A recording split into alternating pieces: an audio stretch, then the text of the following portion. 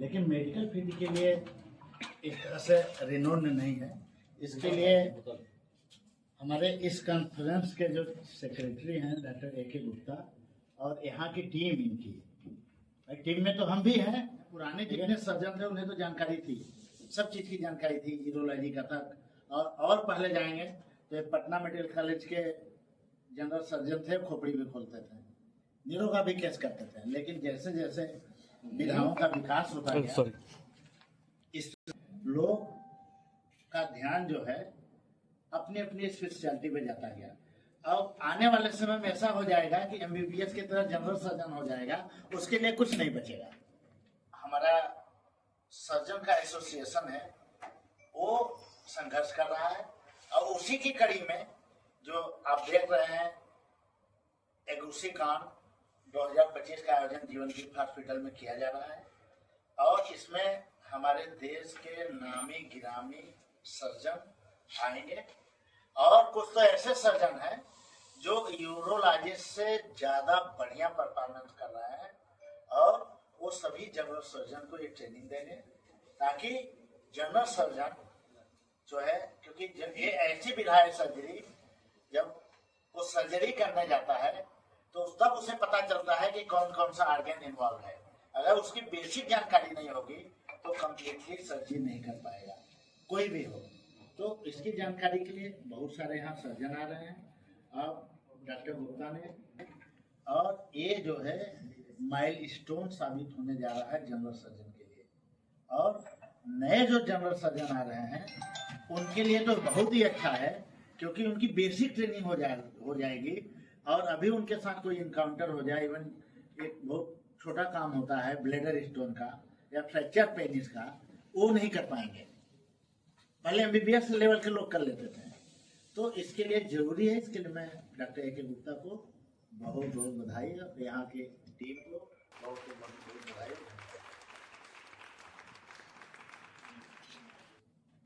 छोटे शहर में, भदोही जैसे छोटे शहर में इस तरह का ये पहला आयोजन है। जो आज कॉलेज में इसी वजह से नहीं सीख पा रहे हैं, या जो बहुत पहले निकल चुके हैं, जो नई चीज़ों से अवगत नहीं हो पा रहे हैं, तो जो यूरोलॉजी की जो किडनी, यूरेटर, ब्लैडर, पथरी, इसके बारे में आप सामान्यतः करते हैं, उसके बीमारियों के बारे में, उनके नए नए विधाओं का जो इलाज के तरीके हैं, ऑपरेशन के तरीके ईजाद किए गए हैं, उनसे उनको रूबरू कराना, उनकी ट्रेनिंग कराना, उसी के लिए वर्कशॉप एंड CMP का आयोजन किया गया है, जिसमें कि भारतवर्ष से कोने कोने से सभी सर्जन्स आ रहे हैं, और तकरीबन हम उम्मीद करते हैं 200 से ज़्यादा सर्जन्स की यहाँ उपस्थिति रहेगी। पूरे दिन में 25 तारीख को सुबह 9 बजे से शाम 6-7 बजे तक ये कार्यक्रम चलता रहेगा। 200 से अधिक सर्जन अपने आसपास जिलों के लिए आएंगे क्या? जिलों से ही नहीं, पूरे विभिन्न प्रदेश से आ रहे हैं, बंगाल से लेकर के महाराष्ट्र, राजस्थान, मध्य प्रदेश, गुजरात और ये उत्तराखंड, झारखंड के सारे जो लाइव ऑपरेशन होंगे किए जाएंगे। क्योंकि मेडिकल कॉलेजेस में पढ़ने के लिए तो जो नए विद्यार्थी होते हैं ना, जो पढ़ चुके हैं, जो नई टेक्नोलॉजी आ रही है उसको अडॉप्ट करने के लिए वर्कशॉप आयोजित किए जाते हैं। आप देखेंगे कि जैसे जो लेजर सर्जरी जो पहले से विदेशों में हुआ करती थी, आप छोटे छोटे टाउन्स में हम लोग करा रहे हैं। ये इन्हीं वर्कशॉप की बदौलत हो पाया है कि जहाँ पे हमारे सर्जन्स, हमारे नए सर्जन जो निकलता है, वो जाकर के अपना ट्रेनिंग लेता है, हैंड ऑन ट्रेनिंग लेता है, उनको वहाँ पे हाथ पकड़ के सिखाया जाता है, करके वहाँ दिखाया जाता है, ऐसे ऐसे करना है। बेसिक तो अपना कॉलेज से पढ़ के आए होते हैं, जो नई नई चीज़ें अपडेट होनी है उसको ऐसे ही वर्कशॉप में, ऐसे ही कॉन्फ्रेंस में ऐसे किया जाता है।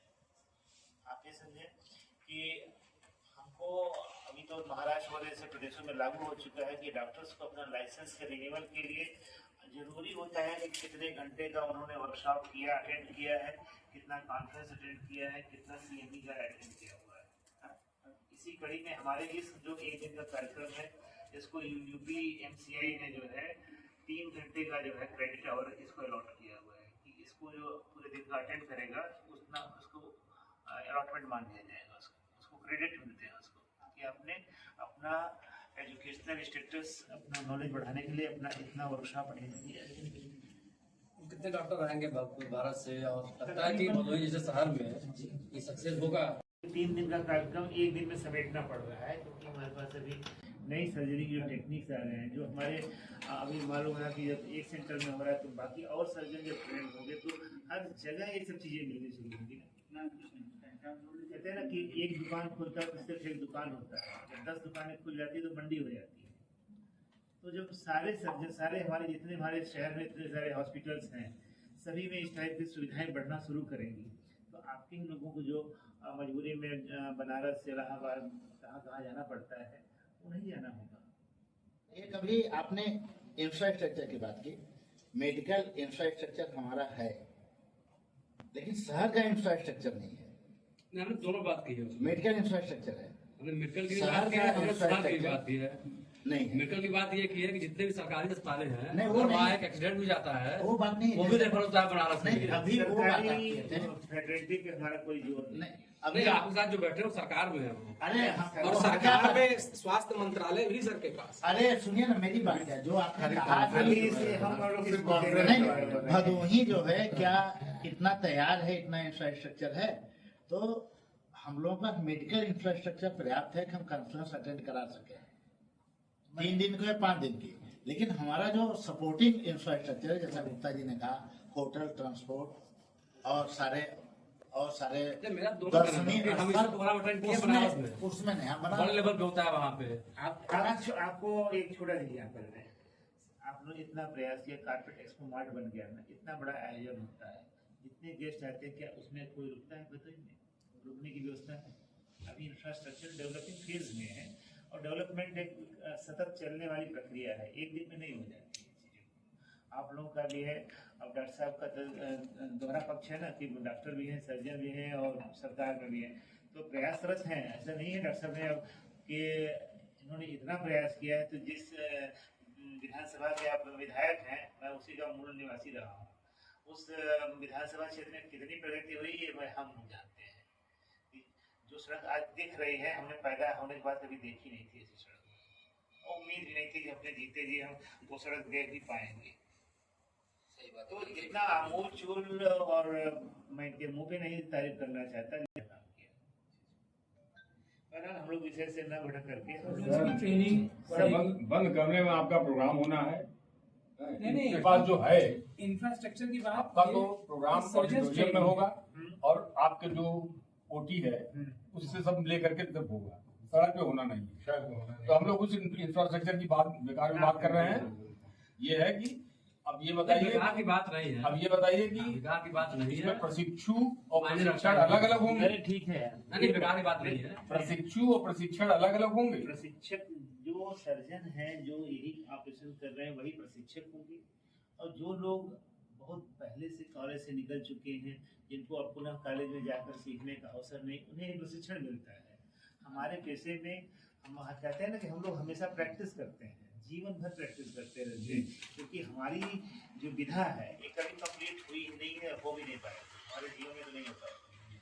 तो ऑनगोइंग प्रोसेस है, हमेशा नई चीज़ें आती है, नए डेवलपमेंट आते रहते हैं। आप समझें कि कितने कम रिसोर्सेज होते हुए भी पिछले कई साल पहले कोरोना जैसी महामारी को भी हमारे देश के डॉक्टरों ने निपटाया नहीं चला।